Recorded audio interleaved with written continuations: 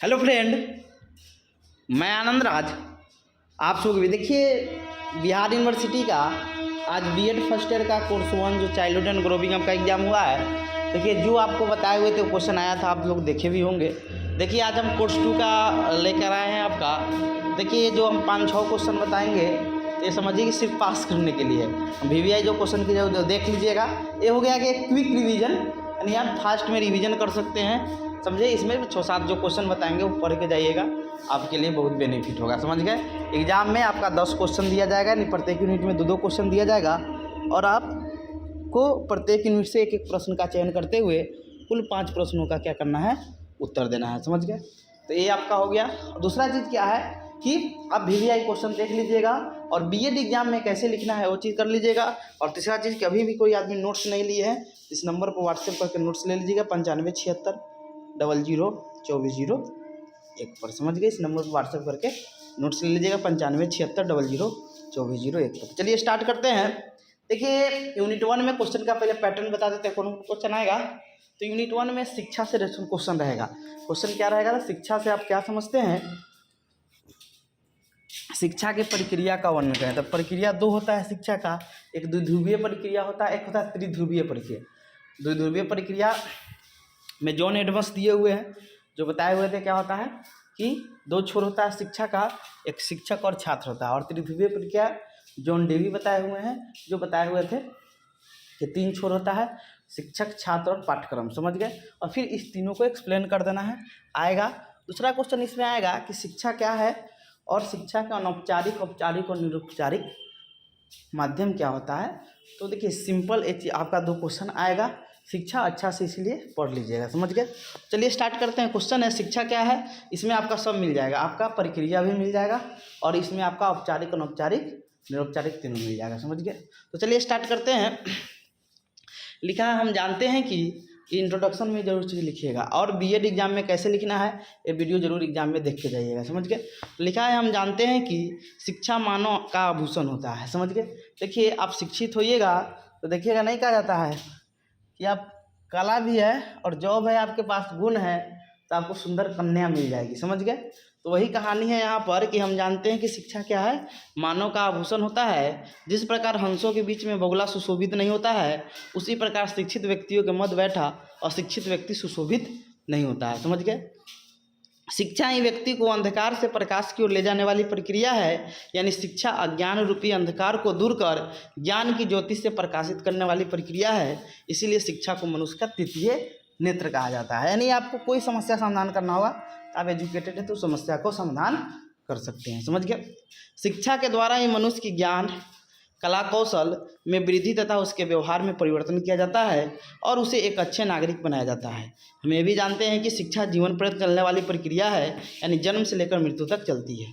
John Adams के अनुसार प्राचीन काल में शिक्षा शिक्षक केंद्रित थी, जिसके 2 छोर थे, शिक्षक और छात्र, यानी शिक्षा द्विमुखी प्रक्रिया थी। तो देखिए, उसके बाद द्विमुखी प्रक्रिया लिख के फिर शिक्षक के बारे में लिख कर कि शिक्षक समाज के लिए क्या है कि दर्पण का काम करता है, और इस धरती पर माता पिता के बाद कोई पूजनीय है तो शिक्षक के बारे में आप 1 पेज लिख सकते हैं। फिर छात्र के बारे में लिख दिए कि वर्तमान समय की शिक्षा प्रणाली बाल केंद्रीय शिक्षा प्रणाली, जिसमें बालक की आवश्यकता, रुचि को कर हम लोग क्या कहते हैं, शिक्षण कराते हैं, तो ये लिख सकते हैं। फिर एक और बढ़ा दीजिएगा तो उसके बारे में पाठ्यक्रम के, कि बिना पाठ्यक्रम का शिक्षा के उद्देश्यों को प्राप्ति नहीं किया जा सकता है, नहीं पाठ्यक्रम के बारे में लिख देना है। तो आप प्रक्रिया पूछे तो इसको एक्सप्लेन कर दीजिएगा।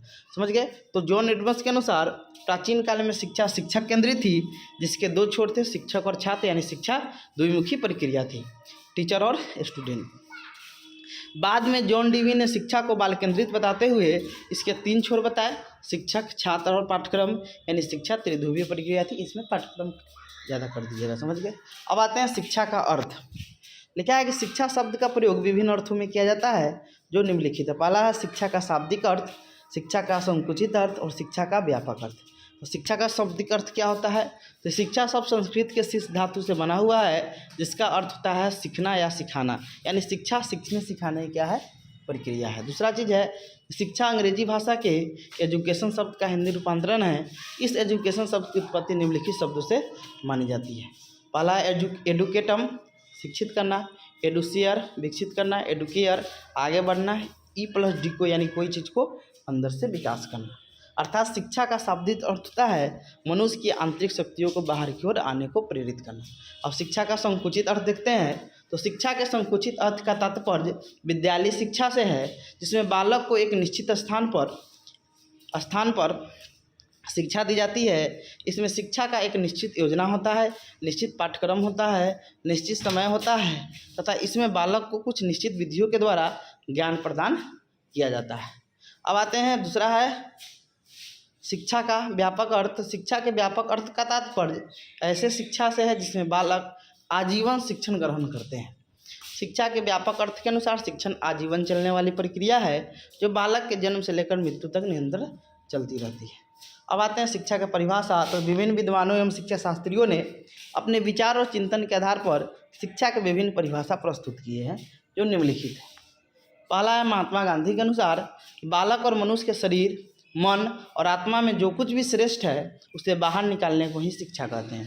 दूसरा है रविन्द्रनाथ टैगोर के अनुसार कि शिक्षा का अर्थ मस्तिष्क को इस योग्य बनाना है कि वह सत्य की खोज कर सके। तीसरा है भागवत गीता के अनुसार कि सा विद्या मुक्त, यानी विद्या वही है जो बंधनों से हमको क्या करे, मुक्त करे। चौथा है स्वामी विवेकानंद के अनुसार कि शिक्षा मनुष्य के अंदर निहित शक्तियों को प्रकट करती है। पाँचवा है अरस्तु के अनुसार कि स्वस्थ शरीर में स्वस्थ मस्तिष्क का निर्माण ही क्या है, शिक्षा है। अब प्लेटो के अनुसार है कि मनुष्य के अंदर शारीरिक, मानसिक तथा बौद्धिक विकास की प्रक्रिया ही क्या है, शिक्षा है। फ्रोवेल के अनुसार कि शिक्षा वह प्रक्रिया है जिसके द्वारा बालक की जमजात शक्तियों बाहर निकलती है। अब आते हैं शिक्षा के प्रकार। तो यहाँ पर देखिए वही अनौपचारिक, औपचारिक, निरौपचारिक। तो अब आते हैं फॉर्मल यानी औपचारिक, इनफॉर्मल, अनौपचारिक, इनफॉर्मल आपका औपचारिक हो गया, नॉन फॉर्मल आपका तो ये हो गया। तो औपचारिक शिक्षा वह शिक्षा जो विद्यालय, महाविद्यालय और विश्वविद्यालयों में दी जाती है उसे औपचारिक शिक्षा कहते हैं। इस शिक्षा के उद्देश्य, पाठ्यक्रम, शिक्षण विधियाँ सभी निश्चित होती है। यह शिक्षा योजनाबद्ध होती है। औपचारिक शिक्षा में सीखने वाले को विद्यालय, महाविद्यालय के समय सारणी के अनुसार कार्य करना पड़ता है। इस शिक्षा व्यवस्था में परीक्षा लेने और प्रमाण पत्र प्रदान करने की व्यवस्था होती है। इस शिक्षा की सबसे बड़ी विशेषता यह है कि यह व्यक्ति, समाज और राष्ट्र की आवश्यकता की पूर्ति करता है। यह व्यक्ति में ज्ञान और कौशल का विकास करती है और व्यक्ति को किसी व्यवसाय अथवा उद्योग के लिए योग्य बनाती है। अब आते हैं अनौपचारिक। तो औपचारिक शिक्षा का मतलब हुआ है कि जो शिक्षा एक निश्चित समय में एक निश्चित उद्देश्य के लिए, समझे, और एक विद्यालय में एक निश्चित जगह पर दिया जाता है, समझे, तो उसे औपचारिक शिक्षा कहते हैं। बताएं निरौपचारिक, अनौपचारिक शिक्षा तो वह शिक्षा जिसकी कोई योजना नहीं बनाई जाती है, जिसके न तो उद्देश्य निश्चित होते हैं, न ही पाठ्यक्रम और न ही शिक्षण विधियाँ, और जो आकस्मिक रूप से सदैव चलती रहती है, उसे अनौपचारिक, कहीं भी हम घर परिवार कहीं भी सीखते हैं, अनौपचारिक शिक्षा होता है। यह शिक्षा मनुष्य के जीवन पर चलती है। मनुष्य जीवन के प्रत्येक क्षण में इस शिक्षा को लेता रहता है। प्रत्येक क्षण वह अपने संपर्क में आए व्यक्तियों और वातावरण से सीखता रहता है। बच्चों की प्रथम शिक्षा अनौपचारिक वातावरण में ही घर में रहकर क्या होती है, पूरी होती है। समझ गए। अब आते हैं निरौपचारिक शिक्षा। तो वह शिक्षा जो औपचारिक शिक्षा के भांति विद्यालय, महाविद्यालय और विश्वविद्यालय के सीमा में नहीं बांधी जाती हो, परंतु औपचारिक शिक्षा की तरह इसके उद्देश्य और पाठ्यक्रम क्या हो, निश्चित होती है, और उसे निरौपचारिक शिक्षा कहते हैं।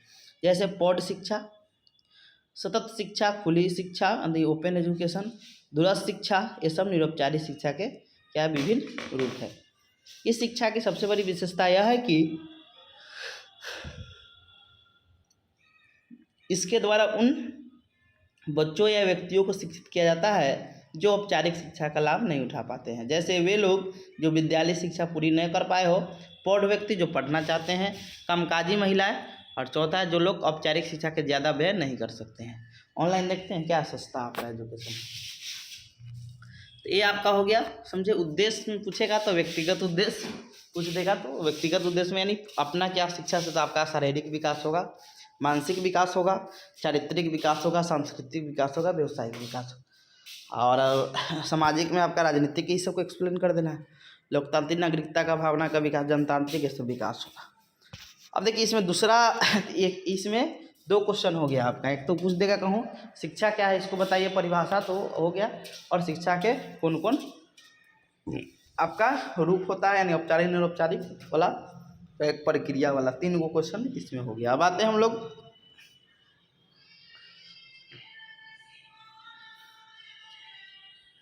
यूनिट 2 का। तो यूनिट 2 में देखिए, इससे पहले आपका पूछा हुआ था माध्यमिक शिक्षा आयोग पूछा हुआ था, समझ गए। इस बार हो सके कोठारी कमीशन आपका दे दे, तो कोठारी कमीशन एक आपका बता देते हैं स्वतंत्रता समानता बंधुत्व वाला, हो सके दोनों पूछ देगा।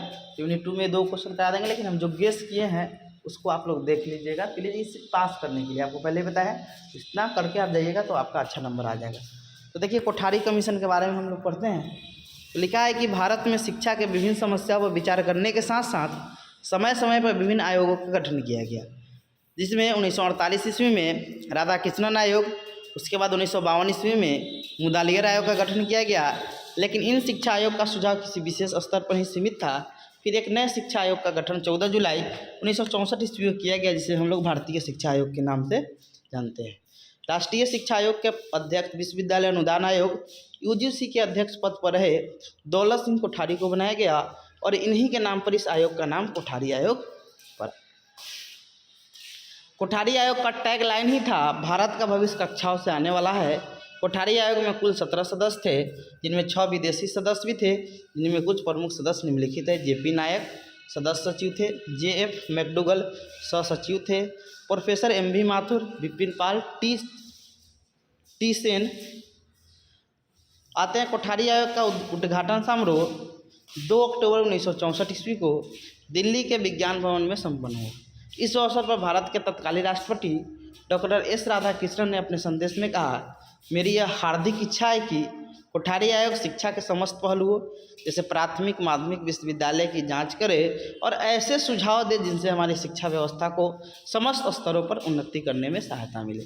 कोठारी आयोग ने भी कार्य की विशालता को ध्यान में रखते हुए 12 कार्यदलों, टास्क फोर्स तथा 7 कार्य समितियों वर्किंग ग्रुप बनाया। इस कार्यदलों ने लगभग 21 माह तक राष्ट्र के विभिन्न राज्यों के स्कूल, कॉलेज तथा विश्वविद्यालयों को भ्रमण किया तथा लगभग 10,000 व्यक्तियों से साक्षात्कार किए और अपने 2400 लिखित प्रश्नों का विश्लेषण भी उनसे किए, जिसके आधार पर उन्होंने विभिन्न सूचनाओं को संग्रहित किए और इन्हीं सूचनाओं के आधार पर आयोग ने 673 पृष्ठों का प्रतिवेदन रिपोर्ट तैयार कर उसे 14 जून 1966 ईस्वी को भारत सरकार के तत्कालीन शिक्षा मंत्री MC छागला के समक्ष क्या किए, प्रस्तुत किए। समझ गए।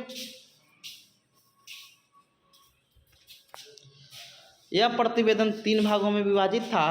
प्रथम भाग में आयोग ने शैक्षिक पुनर्गठन के बारे में बताया, दूसरे भाग में शिक्षा के विभिन्न स्तरों एवं क्षेत्रों का वर्णन किया, तीसरे भाग में आयोग ने कार्यान्वित करने वाले समस्याओं पर प्रकाश डाला। अब आते हैं राष्ट्रीय कोठारी आयोग के नियुक्ति के कारण क्या थे। तो 14 जुलाई 1964 ईस्वी को भारत सरकार ने अपने प्रस्ताव में आयोग की नियुक्ति निम्नलिखित कारण बताए।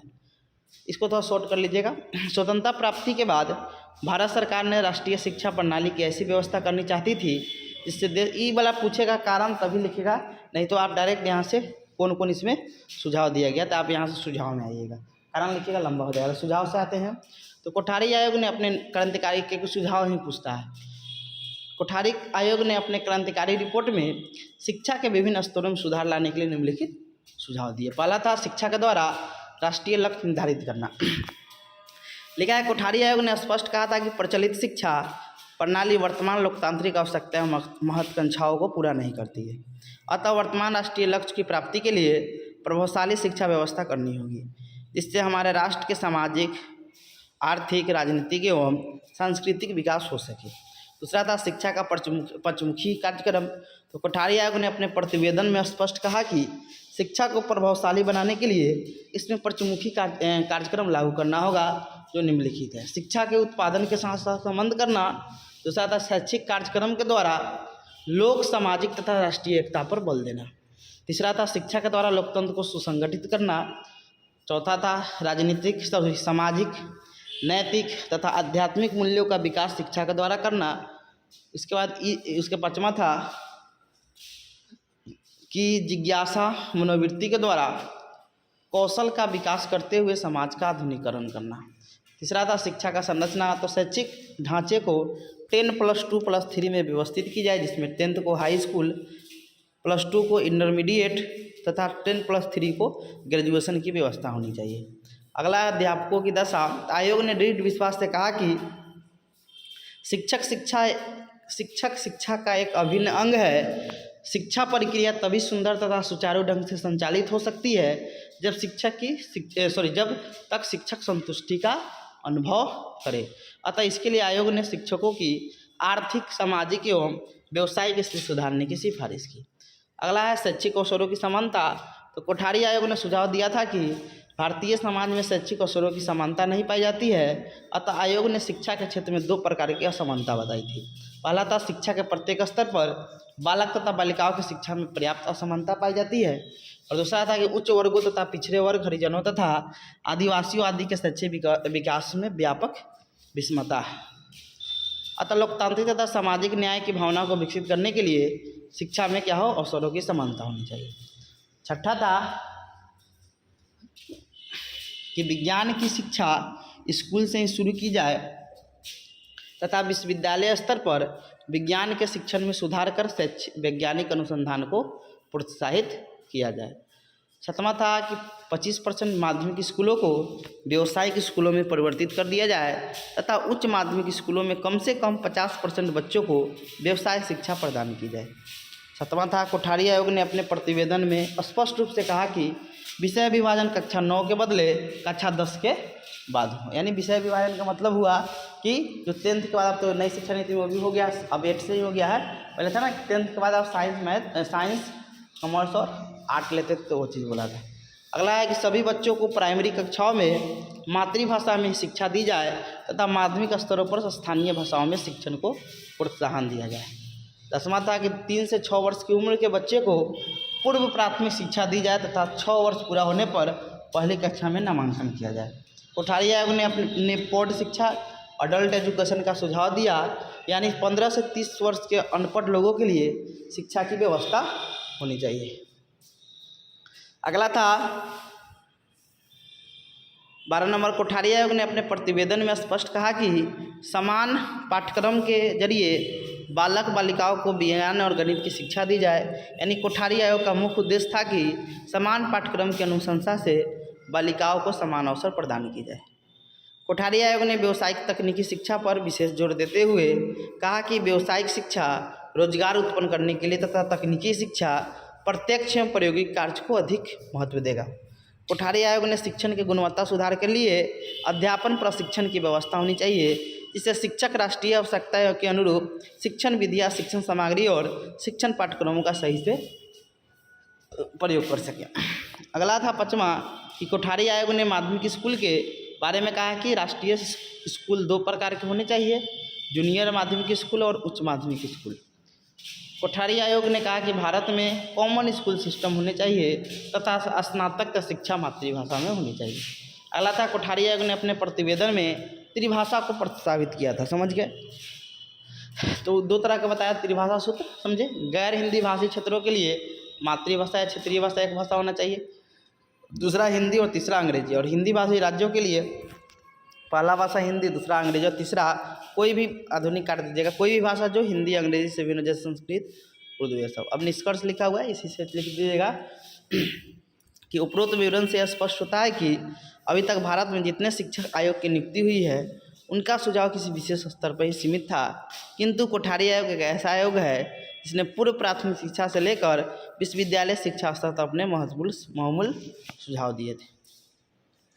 कोठारी आयोग ने भारतीय स्कूली शिक्षा की गहन समीक्षा प्रस्तुत की, जो भारत के शिक्षा के इतिहास में आज भी सर्वाधिक गहन अध्ययन माना जाता है। कोठारी आयोग का टैगलाइन ही था, भारत का भविष्य कक्षाओं से आने वाला है। अब देखिए यूनिट 2 का एक बार क्वेश्चन है आपका, आ सकता है, समानता, स्वतंत्रता, धर्मनिरपेक्षता और सामाजिक न्याय के संदर्भ में भारतीय संविधान में कौन कौन से प्रावधान हैं। या क्वेश्चन ये भी आ सकता है कि शिक्षा से संबंधित संवैधानिक मूल्यों पर प्रकाश डालें, तो संविधान में कौन कौन से संवैधानिक मूल्य दिए गए हैं। समझ गए? तो देखिए इसको देखते हैं। लिखा है किसी भी राष्ट्र की, किसी भी देश की शासन व्यवस्था को सुचारू ढंग से चलाने के लिए नियम और शर्त का होना बहुत ही जरूरी है। भारत देश के शासन व्यवस्था को सही ढंग से संचालन के लिए एक दस्तावेज है जिसे संविधान कहते हैं। संविधान किसी भी देश या राजनीतिक के लिए रीढ़ की हड्डी होती है, जिसके बिना सही ढंग से शासन की व्यवस्था की कल्पना नहीं की जा सकती है। संविधान देश और राज्यों को सही दिशा निर्देशन करने वाली एक दस्तावेज है। इसमें विधायिका, कार्यपालिका और न्यायपालिका के लिए नियम और शर्त निहित होती है। भारत के संविधान का निर्माण संविधान सभा ने किया था। संविधान सभा की प्रथम बैठक 9 दिसंबर 1946 ईस्वी को हुई थी और संविधान सभा ने ही 19 नवंबर 1949 ईस्वी को संविधान को अंगीकार यानी उसको बनाया था, समझे। और 26 जनवरी 1950 को संविधान पूरे भारत में लागू हुआ, समझ गए। अब आते हैं भारतीय संविधान में विभिन्न प्रावधान संवैधानिक मूल्य के अंतर्गत। तो पहला आपका समानता आता है। तो समानता के अनुसार देश में प्रत्येक नागरिक को कानून से संरक्षण मिलते हैं समय जाति, धर्म, पंथ या निवास स्थान पर कोई भेदभाव नहीं किया जाएगा। भारतीय संविधान में समता या समानता के अधिकार का वर्णन अनुच्छेद 14 से अनुच्छेद 18 तक है, समझ गए। अनुच्छेद 14 विधि के समक्ष समता।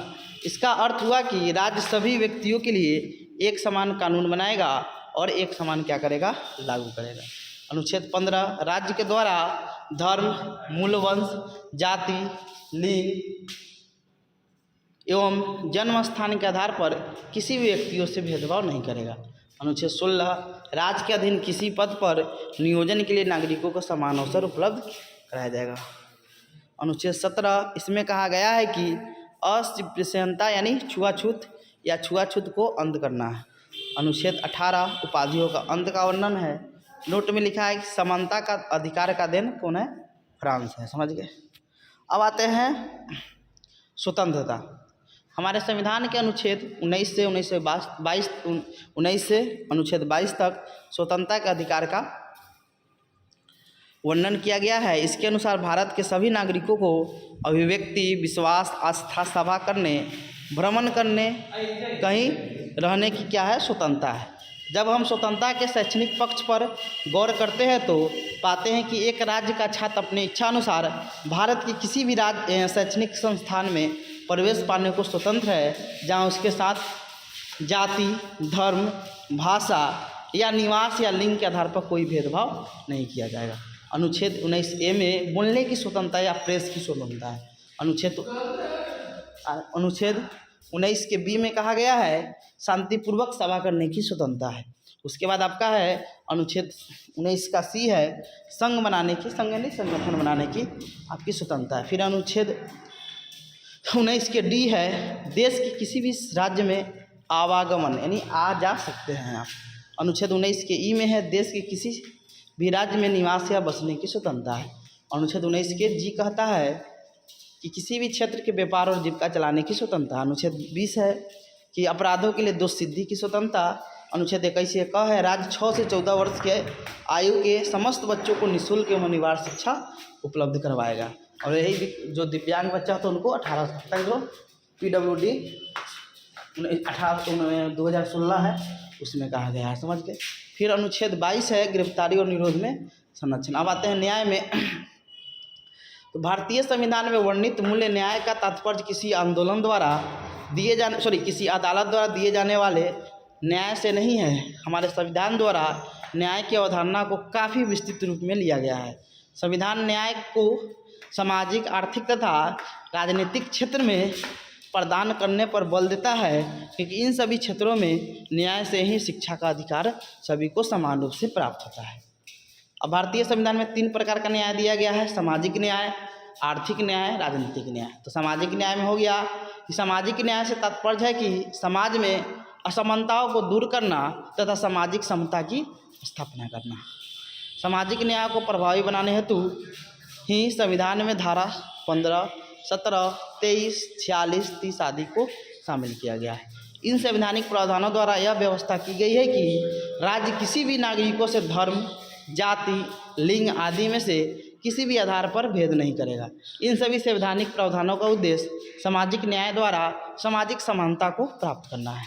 अतः जब हम शिक्षा में सामाजिक न्याय का अनुसरण करते हैं तो हम अपने शैक्षणिक संस्थान का संगठन का इस प्रकार करना चाहिए कि सभी नागरिकों के लिए खुले होना चाहिए। किसी भी छात्र के साथ धर्म, जाति, लिंग, भाषा आदि के आधार पर भेदभाव न किया जाए। अब आर्थिक न्याय में है कि आर्थिक न्याय से तात्पर्य प्रत्येक नागरिक को संपत्ति खरीदने, रखने, उपयोग करने तथा अपनी इच्छा के अनुसार व्यवसाय चुनने की स्वतंत्रता से है। लेकिन जब हम शिक्षा के क्षेत्र में नौकरी प्राप्त आर्थिक न्याय की बात करते हैं तो इसका तात्पर्य है कि कोई छात्र अपनी जीविका को चुनने के लिए स्वतंत्र होगा, अर्थात वह जीविका हेतु किसी भी प्रकार का प्रशिक्षण प्राप्त करने, किसी भी क्षेत्र में नौकरी प्राप्त करने के लिए क्या है, स्वतंत्र है। आगे है आपका राजनीतिक न्याय। देखा, राजनीतिक न्याय सबसे महत्वपूर्ण मानी जाती है क्योंकि भारत में लोकतंत्र है और इसकी शक्ति जनता में निहित है। राजनीतिक शक्ति से यह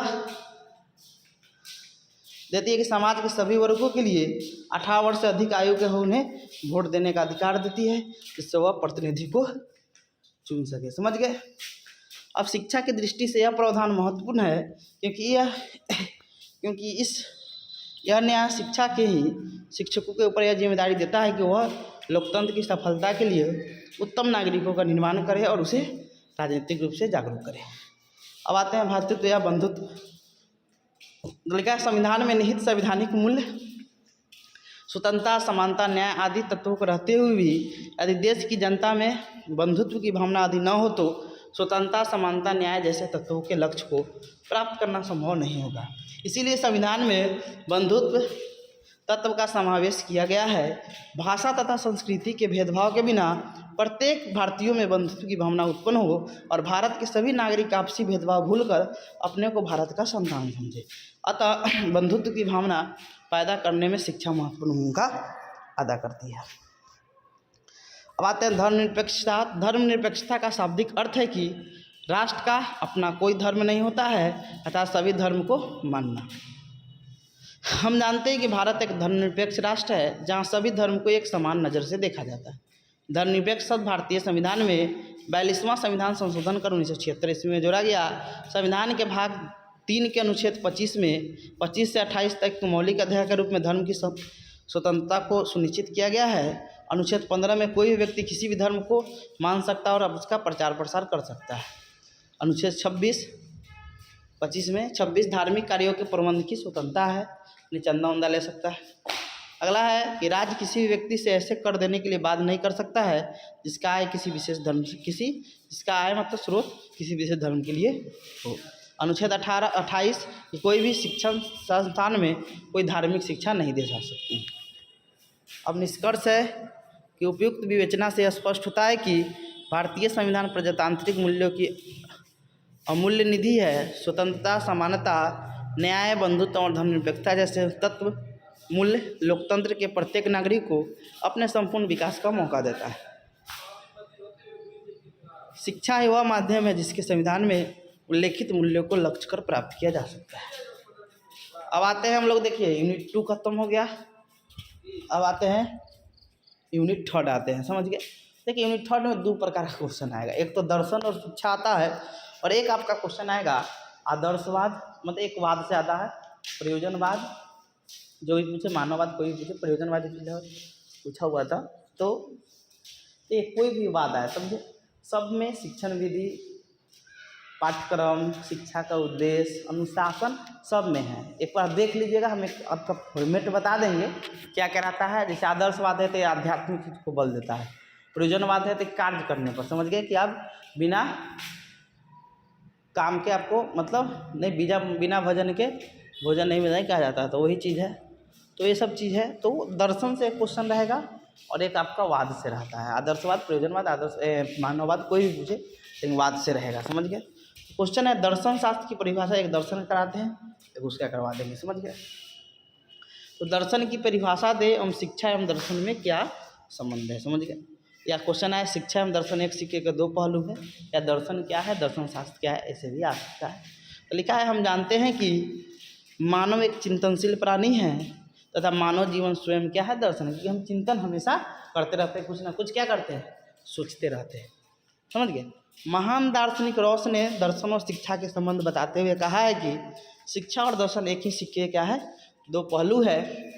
अर्थात दर्शन शिक्षा का सैद्धांतिक पक्ष है तो वही शिक्षा उसका क्या है, गतिशील और व्यावसायिक पक्ष, व्यवहारिक पक्ष है। यानी शिक्षा और दर्शन दोनों एक दूसरे के पूरक है, यानी एक के बिना दूसरा क्या है, यानी आप चिंतन कब कीजिएगा, जब आपके पास शिक्षा ज्ञान रहेगा तभी चिंतन कर सकते हैं। अब आते हैं, मानव मन की जिज्ञासा ही चिंतन को और चिंतन ही दर्शन को जन्म देता है। आपके अंदर जिज्ञासा होगा तो चिंतन कीजिएगा, जब चिंतन कीजिएगा तो आपका एक दर्शन बन जाएगा। समझे। हम जानते हैं कि संसार का प्रत्येक मनुष्य दार्शनिक है, क्योंकि वह जन्म से लेकर मृत्यु तक प्रकृति में घटित होने वाली सभी घटनाओं को अनुभव करता है, फिर उस पर चिंतन मनन करता है और फिर वह किसी न किसी निष्कर्ष पर पहुँचता है और इन्हीं निष्कर्षों के आधार पर वह विश्वासों, आदर्शों तथा धारणाओं का निर्माण करता है। आते हैं दर्शन का अर्थ एवं परिभाषा। तो दर्शन अंग्रेजी भाषा के फिलोसफी शब्द का हिंदी रूपांतरण है। फिलोसफी शब्द का उत्पत्ति ग्रीक भाषा के दो शब्द फिलोस और सोफिया से हुआ है। इसमें फिलोस का अर्थ प्रेम होता है और सोफिया का अर्थ ज्ञान होता है। ज्ञान होता है अर्थात फिलोसफी का शाब्दिक अर्थ हुआ ज्ञान से प्रेम करना। प्लेटो ने अपनी प्रसिद्ध पुस्तक रिपब्लिक में लिखा है कि जो व्यक्ति ज्ञान को प्राप्त करने के साथ साथ नई नई बातों को जानने के लिए रुचि प्रकट करता है तथा वह कभी संतुष्ट नहीं होता, उसे दार्शनिक कहते हैं। विभिन्न दार्शनिक एवं शिक्षा शास्त्रियों ने अपने तर्क और चिंतन के आधार पर दर्शन की निम्नलिखित परिभाषा दी है। पहला है शोपेनहावर के अनुसार कि हर व्यक्ति जन्मजात दार्शनिक होता है। एस राधाकृष्णन के अनुसार कि दर्शन वास्तविकता के स्वरूप की तर्कपूर्ण खोज है। तीसरा है स्पेंसर के अनुसार कि दर्शन एक सार्वभौमिक विज्ञान के रूप में प्रत्येक से संबंधित है। चौथा है प्लेटो के अनुसार कि पदार्थ के वास्तविक स्वरूप का ज्ञान प्राप्त करना ही दर्शन है। अब दर्शन और शिक्षा में संबंध देखते हैं। दर्शन ने शिक्षा के संबंध को समझने के लिए दर्शन के विभिन्न तत्वों का तथा शिक्षा के विभिन्न घटकों का ज्ञान होना आवश्यक है। महान दार्शनिक रॉस ने दर्शन और शिक्षा में संबंध बताते हुए कहा है कि शिक्षा एवं दर्शन एक ही सिक्के के दो पहलू हैं। अर्थात दर्शन शिक्षा का सैद्धांतिक पक्ष है तो शिक्षा उसका गतिशील एवं व्यवहारिक पक्ष है। जॉन एडम्स ने भी शिक्षा एवं दर्शन में संबंध बताते हुए कहा है कि शिक्षा दर्शन का क्रियाशील पक्ष है। शिक्षा एवं दर्शन में निम्नलिखित संबंध है। शिक्षा लक्ष्य को प्राप्त करने का एक साधन है। हम जानते हैं कि दर्शन और शिक्षा का घनिष्ठ संबंध है। यदि दर्शन जीवन को निर्धारित करता है तो शिक्षा उस लक्ष्य को प्राप्त करने का एक साधन है। हर्बाट ने लिखा है कि जब तक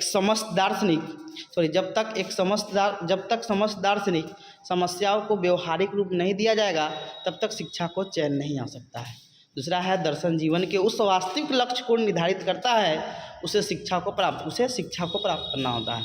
हम जानते हैं कि शिक्षा एक चेतन है तथा स्वाभाविक प्रक्रिया है, समझ गए, जिसे उचित रूप से संचालित करने के लिए उचित मार्गदर्शन की आवश्यकता होती है।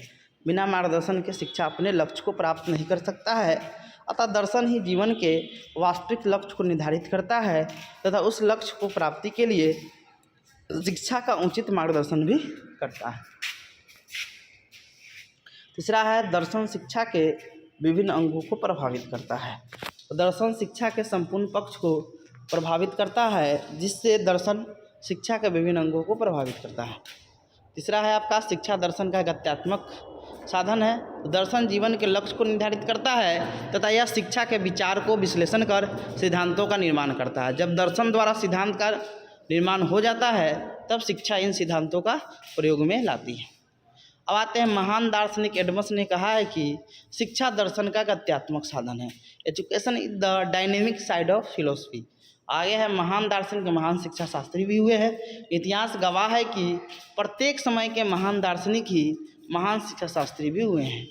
प्लेटो, सुकरात, रूसो, फ्रोवेल, डीवी, महात्मा गांधी, रविन्द्रनाथ टैगोर, अरविंद घोष आदि महान दार्शनिक ने उदाहरण इस बात की पुष्टि करता है कि ये सब महान दार्शनिक महान शिक्षा शास्त्री भी हुए हैं, क्योंकि महान शिक्षा शास्त्री अपने दर्शन को व्यवहारिक रूप देने के लिए शिक्षा का ही सहारा लिया है।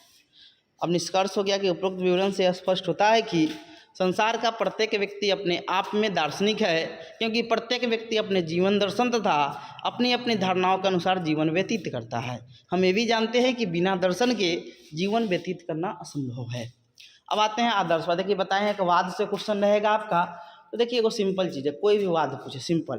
देखिए उसमें सिर्फ प्रस्तावना, जैसे आदर्शवाद है तो ये आध्यात्मिक चीज़ पर जोड़ देता है, प्रकृतिवाद प्रकृति पर जोड़ देता है, प्रयोजनवाद आपको कोई क्रिया पर जोड़ता है कि आप मतलब व्यवहारिक यानी क्रिया कीजिएगा तब आप कुछ करें।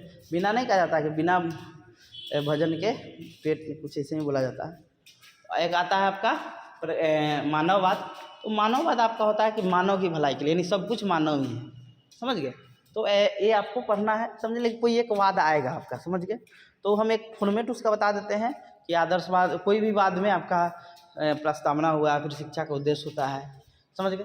फिर उसके बाद आपका शिक्षा का अनुशासन, पाठ्यक्रम, शिक्षण विधि, शिक्षक, छात्र, ये सब होता है। तो सब में वही चीज़ है, आएगा तो लिख सकते हैं, समझ गए। तो देखिए आदर्शवाद है, आइडियलिज्म है। तो लिखा आदर्शवाद को अंग्रेजी में आइडियलिज्म कहा जाता है। यह दो शब्दों से मिलकर बना है। एक शब्द है आइडिया, दूसरा है लिज्म। इसमें आइडिया का अर्थ विचार होता है और लिज्म का अर्थ वाद होता है। इसीलिए आदर्शवाद को विचारवाद भी कहते हैं, यानी जिस ऐसा वाद जिसमें विचारों का प्रवाह हो तो उसे आदर्शवाद कहते हैं।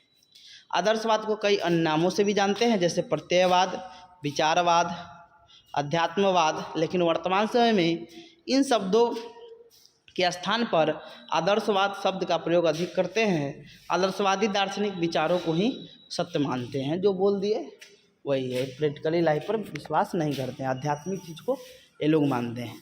आदर्शवाद के समर्थक सुकरात, प्लेटो, फ्रोवेल, महात्मा गांधी, अरविंद घोष इत्यादि है। इन लोगों ने भी चिंतन, विचारों और तर्क आदि को आदर्शवाद में क्या दिया है, महत्व दिया है। अब आदर्शवाद की परिभाषा देते हैं एडमस के अनुसार। लिखा है आदर्शवाद दर्शन के समस्त इतिहास में व्याप्त है, यानी सब इतिहास में आदर्शवाद आपको मिल जाएगा। हेंडरसन के अनुसार डेफिनेशन है, आदर्शवाद मनुष्य के आध्यात्मिक पक्ष पर बल देती है। अब आते हैं जे.एस. रॉस के अनुसार, आदर्शवाद दर्शन के विविध रूप है, परंतु सभी का आधारभूत तत्व यही है कि संसार की उत्पत्ति के कारण मन और आत्मा है। अब आते हैं आदर्शवाद के आधारभूत सिद्धांत में, समझ गए।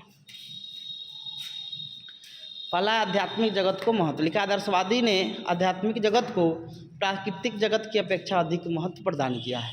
आदर्शवाद का अंतिम उद्देश्य आत्म अनुभूति का स्वरूप ही आध्यात्मिकता, यानी उसका सबसे लास्ट लक्ष्य है आध्यात्मिक चीज़ को प्राप्त करना। दूसरा है आध्यात्मिक मूल्यों में विश्वास। हम जानते हैं कि आध्यात्मिक मूल्य सत्यम, शिवम, सुंदरम है, समझे।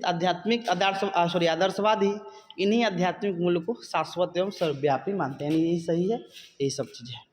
इसके अनुसार जीवन का परम लक्ष्य इन आध्यात्मिक मूल्यों को प्राप्त करना है, तभी ईश्वर की प्राप्ति भी संभव है।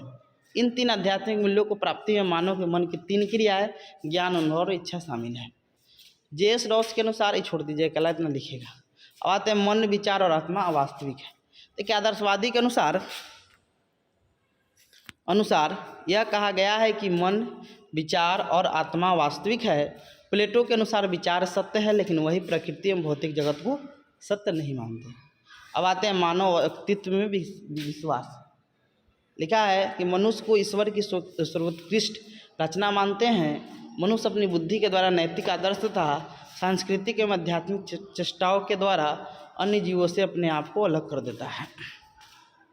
धर्म, नैतिकता, कला, साहित्य, गणित और विज्ञान जो सच्चे अर्थों में मानव संबंधित शास्त्र है, जो युग युगांतर से चले आते हुए मनुष्य के नैतिक बौद्धिक क्रियाकलापों के परिणाम। अब आते हैं पांचवा, अनेकता में एकता। आदर्शवाद अनेकता में एकता के सिद्धांत को मानता है। आदर्शवादियों के समस्त प्रकृति में एक ही चेतन तत्व विद्यमान है। इस चेतन तत्व को ईश्वर के नाम से संबोधित करते हैं। संपूर्ण विश्व एक केंद्र शक्ति से संचालित तथा क्रियाशील है। यही तत्व समस्त प्राणियों को विविधता के बावजूद एकता में बांधकर रखा है। फ्रोवेल का कथन है कि इस भूमंडल पर जितने भी वस्तुएं हैं उन सब में दैवीय एकता है। यही एकता क्या है? परमात्मा। अब आ जाते हैं आदर्शवादियों के अनुसार शिक्षा। आदर्शवादियों के शिक्षा के क्षेत्र में अत्यंत महत्वपूर्ण भूमिका है। प्लेटो, पेस्टालॉजी, सुकरात तथा फ्रोवेल इत्यादि के नाम मुख्य दार्शनिक एवं शिक्षाविदों के रूप में लिए जाते हैं। आदर्शवाद दार्शनिक चिंतन की प्राचीनतम विचारधारा है। आदर्शवादियों के अनुसार शिक्षा के माध्यम से ही व्यक्ति आध्यात्मिक गुणों को प्राप्त कर सकता है। आदर्शवादियों के अनुसार शिक्षा के दो रूप है, भौतिक तथा आध्यात्मिक। शिक्षा का भौतिक उद्देश्य सिर्फ शरीर की रक्षा करता है तथा आध्यात्मिक गुण मनुष्य को पशु से क्या करता है? अलग करता है। समझ गए? फिर उसके बाद है आदर्शवाद शिक्षा का उद्देश्य। देखिए ये सब चीज़ याद रखिएगा, ये सब चीज़ आपका पूछा जाएगा। शिक्षा का उद्देश्य, उसके अनुसार शिक्षा, ये सब आपको बताना होगा। अब आते हैं आदर्शवाद के अनुसार शिक्षा के उद्देश्य। तो पहला है व्यक्तित्व का उच्चतम विकास या आत्मानुभूति। तो लिखा है कि आदर्शवाद में मानव व्यक्तित्व को सर्वोच्च तथा सर्वोत्कृष्ट ईश्वरीय कृति माना गया है। इसीलिए जीवन का सर्वोच्च लक्ष्य व्यक्तित्व का उच्चतम विकास तथा स्वानुभूति या आत्मानुभूति है। आदर्शवादियों के अनुसार आत्मानुभूति की चरम अवस्था में व्यक्ति को सत्यम शिवम सुंदरम की अनुभूति होनी चाहिए। अब दूसरा है आध्यात्मिक विकास। आदर्शवाद व्यक्ति में आध्यात्मिक विकास को व्यक्ति का पूर्ण विकास मानता है। आदर्शवादी शिक्षा को उद्देश्य बालकों में आध्यात्मिक विकास करना है और इसके अनुकूल ही शिक्षा की व्यवस्था करनी है। रक्स महोदय के अनुसार शिक्षा मानव जाति को इस योग्य बनाया है कि वो अपनी संस्कृति की सहायता से आध्यात्मिक जगत में अधिक से अधिक प्रवेश कर सके। तीसरा है अमर आदर्शों एवं मूल्यों की प्राप्ति। तो आदर्शवादियों के अनुसार सत्यम शिवम एवं सुंदरम मानव जाति के आध्यात्मिक आदर्श है एवं जीवन के शाश्वत मूल्य है। अतः शिक्षा का स्वरूप ऐसा होना चाहिए जो मनुष्य को इस मूल्य की प्राप्ति में सहायक हो। इन आदर्शों के लक्ष्य को ध्यान में रखकर मस्तिष्क सत्य को जानना और असत्य से दूर रहना, सुंदरता का अनुभव करता है और असुंदरता से क्या करता है, दूर रहता है, अच्छाई का संपर्क करता है, बुराई को दूर रखता है। अब आते हैं चौथा पॉइंट है कि बालक का बौद्धिक विकास। प्लेटो का मानना है कि मनुष्य की बुद्धि और विवेक उसके सभी आदर्शों तथा आध्यात्मिक चेतनाओं का आधार होता है। आदर्शवादियों के अनुसार शिक्षा का प्रमुख लक्ष्य बालक का बौद्धिक विकास होना चाहिए तथा वो अपनी बौद्धिक क्षमता एवं विवेकशीलता के द्वारा इन नियमों और सिद्धांतों का ज्ञान प्राप्त कर सके। एडमस महोदय के शब्दों में शिक्षा का मुख्य उद्देश्य बालक की बुद्धि एवं विवेक की विकसित करना है। अब आते हैं पश्चिमा सांस्कृतिक विरासत की समृद्धि। लिखा आदर्शवादियों के अनुसार शिक्षा का उद्देश्य सांस्कृतिक विरासत की समृद्धि है। सांस्कृतिक संप्रदाय की संरक्षा और विकास में सहयोग देकर ही व्यक्ति एक पीढ़ी से दूसरी पीढ़ी में अपनी संस्कृति हस्तांतरित कर सकता है। शिक्षा के इन उद्देश्यों के बारे में रक्स महोदय ने कहा है कि शिक्षा का मानव जाति को इस योग्य बनाना चाहिए कि वो अपनी संस्कृति की सहायता से आध्यात्मिक जगत में पहुंच सके। अब इसके अनुसार पाठ्यक्रम देखते हैं कैसा होना चाहिए। तो देखिए, अब आध्यात्मिक जगत पर जोर दिया गया है तो आध्यात्मिक चीज़ भी पाठ्यक्रम में होना चाहिए। तो लिखा है कि आदर्शवादियों के अनुसार पाठ्यक्रम मानव के विचारों, आदर्शों एवं अनुभवों पर आधारित होना चाहिए। आदर्शवादियों के अनुसार बालक के व्यक्तित्व के ज्ञानात्मक, क्रियात्मक और भावात्मक तीनों पक्षों का विकास करने के लिए तीनों पक्षों को पाठ्यक्रम में शामिल करना चाहिए। आदर्शवादियों के अनुसार निम्नलिखित होने चाहिए कि पाठ्यक्रम आदर्शों पर आधारित होने चाहिए, पाठ्यक्रम शाश्वत मूल्य सत्यम शिवम सुंदरम पर आधारित होने चाहिए, मानवीय विषय पर बल देना चाहिए जिसमें मुख्य विषय धर्मशास्त्र, भाषा, साहित्य, गणित, इतिहास, भूगोल, आध्यात्मिक विज्ञान, संगीत, कला इत्यादि होना चाहिए। चौथा है पाठ्यक्रम विचार केंद्रित होना चाहिए। अब आते हैं शिक्षण विधि। देखिए, ये सब याद रखिएगा, शिक्षा का उद्देश्य समझे, पाठ्यक्रम, शिक्षा कैसा होना चाहिए, उसके बाद है शिक्षण विधि। तो ये सब हर में लिखिएगा, कोई भी बात आ जाए, समझ गए। तो विभिन्न आदर्शवादियों के अनुसार शिक्षण विधि को अपनाया गया जो निम्न है। आगमन एवं निगमन विधि। अरस्तु ने इस विधि को शिक्षा में दिए जाने पर बल दिया था। आगमन विधि समान से विशिष्ट की ओर होता है और निगमन विधि विशिष्ट से समान की ओर। अब आते हैं प्रश्नोत्तर विधि। इस विधि का प्रयोग सुकरात ने किया था। आगे है आपका संवाद विधि। तो प्लेटो ने इस विधि का विकास किया। तर्क विधि, हीगल ने तर्क विधि को अपनाया। निर्देश विधि, हर्बार्ट ने इस विधि का प्रयोग किया। खेल विधि, फ्रोवेल ने खेल के माध्यम के द्वारा शिक्षा पर बल दिया। सातवां है अभ्यास आवृत्ति विधि, पेस्टालॉजी ने दिया था, समझ गए। अब आते हैं आदर्शवादियों के अनुसार शिक्षक। तो आदर्शवाद में शिक्षक का स्थान सर्वोपरि है। बालक का विकास पूर्णतः शिक्षक पर निर्भर करता है। देखिए, शिक्षक छात्र सब याद रखिएगा। यदि शिक्षक योग्य, अनुभवी और कर्तव्यनिष्ठ हो तो अवश्य ही बालक वही वैसा ही बनेगा। फ्रोवेल महोदय ने कहा है कि विद्यालय एक बगीचे के समान है और एक सतर्क आदर्श माली के रूप में होता है। इस आदर्श माली के बिना बगीचे में पौधे का पूर्ण विकास संभव नहीं है। भारतीय आदर्शवाद में गुरु का स्थान सर्वोपरि है। गुरु रे ब्रह्मा, गुरु रे विष्णु, गुरु रे देवा महेश्वरा, गुरु रे साक्षात परम ब्रह्म तस्मै श्री गुरु नमः।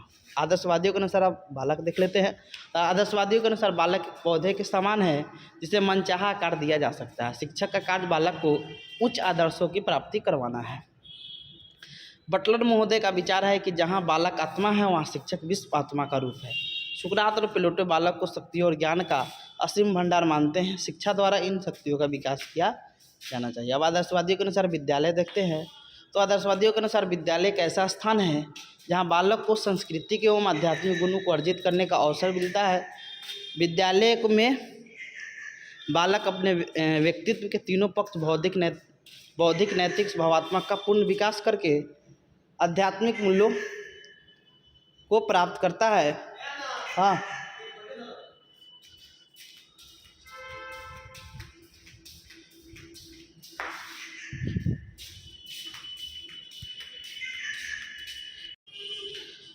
अब आते हैं आदर्शवादियों के अनुसार अनुशासन। समझ गए? तो आदर्शवादियों के अनुसार अनुशासन देखते हैं। तो लिखा है कि आदर्शवादी स्व अनुशासन पर बल देते हैं। स्व अनुशासन से बालक आत्म अनुभूति से प्राप्त कर सकता है और बालक तभी अनुशासित हो सकता है जब शिक्षक भी स्वयं क्या हो, आदर्श युक्त हो। अब आते हैं हम लोग मूल्यांकन छोड़ दीजिएगा, डायरेक्ट निष्कर्ष लिखिएगा कि आदर्शवाद वर्तमान समय के चेक करिए। तो आप निष्कर्ष लिख दीजिएगा तो हो जाएगा। समझ गए? अब आते हैं, देखिए अब जो यूनिट 4 आता है तो देखिए इसमें आपका थिंकर के बारे में पूछता है। अब विवेकानंद, महात्मा गांधी, कोई भी आपका पूछे, देखिए सब थिंकर का जन्म तिथि, बाद बाकी सब शिक्षण विधि, पाठ्यक्रम सब वही चीज़ उसी टाइप का बताया हुआ है। तो कोई भी थिंकर पूछे, समझे, खाली डेट ऑफ बर्थ लिख दीजिएगा, समझे, उससे रिलेटेड, बाद बाकी शिक्षण विधि, शिक्षा का उद्देश्य, ये सब वही चीज़ सब लिख सकते हैं। समझ गए? तो उतना चीज़ नहीं है, तो इसमें आप आपका विवेकानंद पूछे या महात्मा गांधी, एक विदेशी देगा, यानी एक वेस्टर्न देता है, जैसे रूसो दे दे या जॉन डीवी दे दे, प्रोवेल दे दे, कोई टेंशन नहीं लेना है। समझे? सिर्फ उसका डेट ऑफ बर्थ देख लीजिएगा, समझे, बाद बाकी वही चीज़ सब लिखना है। समझ गए? तो देखिए अब आते हैं विवेकानंद। तो भारत की अमर विभूति विश्वविख्यात स्वामी विवेकानंद का जन्म 12 जनवरी 1863 ईस्वी को कोलकाता नगर में हुआ था। इसके पिता श्री विश्वनाथ दत्त कोलकाता के एक प्रसिद्ध वकील थे। सन्यासी बनने से पहले विवेकानंद का नाम नरेंद्र दत्त था। विवेकानंद जाति के क्षत्रिय थे। विवेकानंद अपने छात्र जीवन में बड़े ही प्रश्नचित्र और खेलों में उत्साहपूर्वक से भाग लेते थे। समझ गए? 17 वर्ष की अवस्था में जब स्वामी विवेकानंद बीए के छात्र थे तब वो स्वामी रामकृष्ण के संपर्क में आए। विवेकानंद अपने युवावस्था में स्वामी रामकृष्ण के विचारों का विरोध करते थे, किंतु शीघ्र ही वे इनसे इतने प्रभावित हुए कि उनके परम भक्त बन गए। उसके बाद रामकृष्ण ने विवेकानंद के हृदय में अपना संपूर्ण ज्ञान डाल दिया। उसके बाद स्वामी विवेकानंद नरेंद्र दत्त से स्वामी विवेकानंद बन गए। स्वामी विवेकानंद ने उसके बाद श्री रामकृष्ण के संदेश आए और विचारों को देश विदेश में फैलाने में वही कार्य किया जो सेंट पॉल ने ईसा मसीह के संदेश को, विचारों को फैलाने में किया। समझ गए? फिर उसके बाद स्वामी विवेकानंद ने 1893 ईस्वी में अमेरिका में विश्व हिंदू सम्मेलन में भारत का प्रतिनिधित्व करते हुए भारत का नाम विश्व पटल पर स्थापित किया। विवेकानंद को अपने देश, जाति और भारतीय होने पर गर्व था। स्वामी विवेकानंद की मृत्यु अल्प आयु में 1902 ईस्वी में हो गई। विवेकानंद एक प्रसिद्ध लाइन है, उठो जागो और तब तक नहीं रुको जब तक लक्ष्य प्राप्त नहीं हो जाए। अब आते हैं शिक्षा दर्शन इनका। तो स्वामी विवेकानंद शिक्षा द्वारा मनुष्य को आत्मविश्वासी, आत्मनिर्भर और सशक्त बनाना चाहते थे। स्वामी विवेकानंद के शिक्षा दर्शन के निम्नलिखित बात थी। स्वामी विवेकानंद मैकाले द्वारा प्रचलित तत्कालीन अंग्रेजी शिक्षा पद्धति के विरोधी थे। वह ऐसी शिक्षा चाहते थे जिससे बालक का सर्वांगीण विकास हो सके। दूसरा है, स्वामी विवेकानंद जी सैद्धांतिक शिक्षा की तुलना में व्यवहारिक शिक्षा पर अधिक बल देते थे। स्वामी विवेकानंद ध्यान को केंद्रित करने की शक्ति के विकास पर बल देते थे। मानव की प्रकृति आध्यात्मिक है और ये ईश्वर की सर्वश्रेष्ठ रचना है। अब आते हैं शिक्षा दर्शन के आधारभूत सिद्धांत विवेकानंद का। तो स्वामी विवेकानंद की गणना संसार के महान शिक्षा शास्त्रियों में की जाती है। उनके शिक्षा दर्शन संबंधी आधारभूत सिद्धांत निम्नलिखित है। शिक्षा ऐसी होनी चाहिए जिनसे व्यक्ति का शारीरिक, मानसिक और आध्यात्मिक विकास हो सके। शिक्षा के क्षेत्र में बालिकाओं को बालक के समान शिक्षा दी जानी चाहिए। केवल पुस्तकों का अध्ययन ही शिक्षा नहीं है। चौथा है, शिक्षा ऐसी होनी चाहिए जो चरित्र का निर्माण करे, बुद्धि का विकास करे तथा व्यक्ति आत्मनिर्भर बने। पाँचवा है, देश की औद्योगिक प्रगति के लिए व्यावसायिक शिक्षा पर विशेष जोर दिया जाना चाहिए तथा आर्थिक प्रगति के लिए तकनीकी शिक्षा होनी चाहिए। पाठ्यक्रम में लौकिक एवं आध्यात्मिक दोनों प्रकार के विषय रखे जाना चाहिए। और सतवां था, शिक्षा ऐसी होनी चाहिए जो सीखने वाले को जीवन संघर्ष से लड़ने की शक्ति दे। अब शिक्षा का अर्थ इनके अनुसार देखते हैं तो स्वामी विवेकानंद के अनुसार शिक्षा का अर्थ यह है कि मनुष्य के मस्तिष्क में निहित शक्तियों का पूर्ण प्रकटीकरण ही शिक्षा है। शिक्षा के अर्थ की व्याख्या स्वामी जी ने विशिष्ट संदर्भ में किया है। उनका मानना था कि जो मनुष्य कहता है कि उसे कुछ नहीं सीखना है तो समझ लो कि वह मृत्यु के राह पर है। स्वामी विवेकानंद मानते हैं कि शिक्षा विकास की क्या है, प्रक्रिया है। अब इसके उद्देश्य देखते हैं तो स्वामी विवेकानंद के अनुसार शिक्षा के निम्नलिखित उद्देश्य थे। शारीरिक विकास, स्वामी विवेकानंद लौकिक एवं आध्यात्मिक दोनों प्रकार के उद्देश्यों के लिए स्वस्थ शरीर की आवश्यकता समझते थे। उनका कहना है कि जिनकी पेशियां लोहे के समान मजबूत हो तथा स्नायु फौलाद की तरह कठोर हो, उन्हीं के शरीर में आध्यात्मिक और लौकिक दोनों प्रकार के उद्देश्य की प्राप्ति होगी। अतः शिक्षा का महत्वपूर्ण उद्देश्य मनुष्य का शारीरिक विकास करना था। दूसरा था मानसिक एवं बौद्धिक विकास। तो स्वामी जी के अनुसार भारत में पिछड़ेपन का सबसे बड़ा कारण उसका बौद्धिक पिछड़ापन है। इसी कमी को दूर करने के लिए शिक्षा द्वारा बालकों के मानसिक और बौद्धिक विकास किया जाए ताकि वो अपने पैरों पर खड़े हो सके। तीसरा, चरित्र निर्माण। स्वामी जी ने चरित्र निर्माण को शिक्षा का महत्वपूर्ण उद्देश्य माना है। इसके लिए उन्होंने ब्रह्मचर्य पालन पर बल दिया है और उन्होंने बताया कि ब्रह्मचर्य के द्वारा मनुष्य में चरित्र का निर्माण होता है। अब धार्मिक विकास। तो स्वामी विवेकानंद ने धार्मिक विकास को शिक्षा का प्रमुख उद्देश्य माना है। वे चाहते हैं कि प्रत्येक व्यक्ति उस धर्म को मालूम करे जो उसके अंदर छिपा हो। इसके लिए उन्होंने मन तथा हृदय के प्रशिक्षण पर बल देने की बात कही है। अब आते हैं ज्ञान के बाहर निकालना। तो स्वामी जी के अनुसार ज्ञान बाहर से नहीं होता है बल्कि वो मनुष्य के अंदर रहता है। उस ज्ञान को बाहर निकालना ही शिक्षा का प्रमुख उद्देश्य है। अब आते हैं स्वामी विवेकानंद के अनुसार रचनाएं। तो कर्मयोग, राजयोग, ज्ञान योग, भक्ति योग, प्रेम योग। शिक्षा के संबंध में विवेकानंद का एक विचार है, जितना बड़ा संघर्ष करेगा जीत उतनी ही शानदार होगी। अब आते हैं पाठ्यक्रम। तो स्वामी जी जब पाठ्यक्रम की बात करते हैं तो वे मानते हैं कि मनुष्य एक सामाजिक प्राणी है। इसीलिए स्वामी जी पाठ्यक्रम निर्माण का आधार धर्म, लौकिक विषय तथा आध्यात्मिक विषय होनी चाहिए जो मनुष्य को पूर्ण मनुष्य बनाता है। अब आते हैं शिक्षण विधि। शिक्षण विधि में स्वामी विवेकानंद ने आध्यात्मिक विषय पर विशेष जोर दिया है जिसका आधार धर्म है। इसीलिए उन्होंने धर्म की विशेष पद्धति को अपनाकर शिक्षा देने की बात कहा है। अब योग विधि का प्रयोग। ज्ञान अर्जित करने के लिए विचार विमर्श, व्याख्यान, उपदेश और तर्क विधि का प्रयोग। मन के केंद्रित करने के लिए केंद्रीकरण विधि। शिक्षकों के गुणों और आदर्शों को अनुकरण हेतु अनुकरण विधि का प्रयोग। छात्र को सुझाव देने के लिए व्यक्तिगत निर्देशन और परामर्श विधि। अब छात्र आते हैं। स्वामी जी के अनुसार छात्र निम्न प्रकार का होना चाहिए। छात्र को शरीर एवं मन से बलवान होना चाहिए। विद्यार्थी में सत्य को जानने की प्रबल इच्छा होनी चाहिए। छात्र के अंदर इच्छा शक्ति एवं ध्यान केंद्रित करने का गुण होना चाहिए। विद्यार्थी को विद्या प्रेमी, विवेकशील, विचारशील, कर्तव्यशील होना चाहिए। शिक्षक, स्वामी जी के अनुसार शिक्षा में निम्न गुण होना चाहिए। शिक्षक को आध्यात्मिक दृष्टि से परिपक्व होना चाहिए। शिक्षक को पवित्र एवं ब्रह्मचर्य पूर्ण होना चाहिए। शिक्षक को दंड विरोधी प्रवृत्ति का होना चाहिए। शिक्षक को एक अच्छा मनोवैज्ञानिक होना चाहिए जिससे वो छात्रों को पूर्ण रूप से जान सके। शिक्षक में त्याग, साहस, विश्व बंधुत्व का गुण होना चाहिए। अब आते हैं अनुशासन। तो स्वामी विवेकानंद के अनुसार अनुशासन का अर्थ है कि अपने व्यवहार को आत्मा द्वारा निर्देशित करना है। अनुशासन के संबंध में स्वामी जी का विचार प्रकृतिवाद से मिलते जुलते हैं। उनका भी कहना था कि बालक को स्वानुशासन सीखना चाहिए। उन्हें किसी प्रकार का दंड नहीं देना चाहिए तथा उन पर दबाव भी नहीं डालना चाहिए बल्कि उन्हें सीखने के लिए पर्याप्त समय देना चाहिए। स्कूल। तो स्वामी जी का मानना था कि आधुनिक परिस्थितियों में विद्यालय प्रकृति के गोद में शहर के कोलाहल से दूर नहीं बसाए जा सकते हैं। अतः स्वामी जी को ऐसे स्कूल की कल्पना की है जिस विद्यालय में पर्यावरण शुद्ध होना चाहिए, अध्ययन, अध्यापन, खेलकूद, व्यायाम का अतिरिक्त भर्जन कीर्तन ध्यान केंद्रित करने की शक्ति हो। निष्कर्ष देख लीजिएगा। देखिए महात्मा गांधी सेम है, खाली इसका इंट्रोडक्शन देख लीजिएगा आप लोग, इसका वीडियो भी है, अलग से देख लीजिएगा। महात्मा गांधी के शैक्षिक दर्शन देखिएगा, मिल जाएगा, समझ गए। अब महात्मा गांधी के बाद आपका यूनिट 4 कंप्लीट हो गया। इसमें रूसो देख लीजिए क्योंकि एक आपका आ जाता है विदेशी भी, रूसो या डीबी फ्रोबेल कोई भी पूछे, लेकिन सब में वही करना है, शिक्षण विधि यही सब है, समझ गए। अब आते हैं देखिए यूनिट 5 में आपका एक आता है शिक्षा में सार्वभौमिकरण और शैक्षिक अवसरों की समानता, समझ गए।